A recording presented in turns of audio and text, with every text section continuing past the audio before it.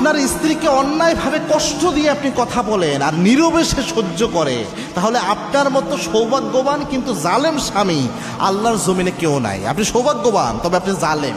এইটার ব্যাখ্যা আমি দিচ্ছি। আপনি আপনার স্ত্রীর সাথে, অনেকে রয়েছে স্ত্রীর সাথে যাচ্ছে তাই আচরণটা করে, মনে করে ভাত কাপড়ের ব্যবস্থা তো আমি করতেছি, আমি স্বামী হয়ে গেছি। এত সহজ না। আপনি যে যুগে ভাত কাপড় দেন নাই, আপনার স্ত্রীর ভাত কাপড়ের ব্যবস্থা আল্লাহ করেছে। আল্লাহ প্রত্যেক বান্দা বান্দির রিজিকের দায়িত্ব তার হাতে নিয়ে নিয়েছেন। আপনি আপনার স্ত্রীর দায়িত্ব ছেড়ে দেন, আপনার রিজিকের বরকত আমরা এমনিই কমায় দেবে। এটা নর্মালি আপনার রিজিক, তার রিজিকটা আল্লাহ আপনার মাধ্যমে তাকে দিচ্ছে। এই জন্য এটা অনেক বড় কিছু মনে করার কিছু নাই, এটা গুরুত্বপূর্ণ একটা বিষয়। এবং মনে রাখবেন, এই যে জুলুমগুলো হয় স্ত্রীর সাথে, এই জুলুমগুলো যে করেন, চোখের পানি যে সে ফেলে নীরবে যে সহ্য করে, এটার জন্য কিয়ামতের দিন আল্লাহ ধরবে।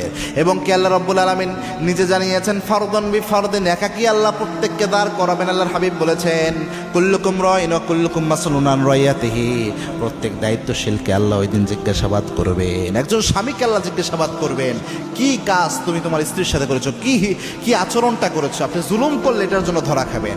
এখন আপনি আপনার স্ত্রীর সাথে অনেক বাজে আচরণ করেন, হয়তো অযথা অন্যায়ভাবে তাকে কটু কথা শোনান, বাজে কথা শোনান, কিন্তু সে তর্ক না করে, ঝগড়া না করে, মুখ বুজে নীরবে সহ্য করে, চোখের পানি ফেলে কান্না করে, এর মতো ভদ্র মেয়ে তো এ যুগে পাওয়া যায় না।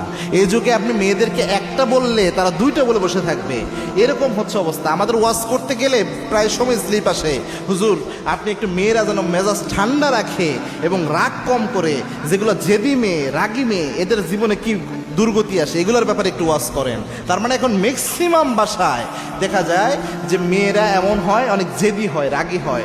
ওই জায়গা থেকে আপনি এমন জুলুম তার উপর করেন, অথচ সে নীরবে মুখ বুজে চোখের পানি ফেলে সহ্য করে। এ তো অনেক শ্রেষ্ঠ ভদ্র একটা মহিলা। এজন্য আপনি সৌভাগ্যবান এদিক থেকে। কিন্তু আপনি জালেম কেন? এই যে জুলুমটা আপনি তার উপর করেন অন্যায়ভাবে, এই প্রত্যেকটা চোখের পানির ফোঁটার হিসাব আল্লাহর দরবারে আপনি দিতে বাধ্য। এজন্য আল্লাহর কাছে মাপ চান, স্ত্রীর কাছেও মাপ চান।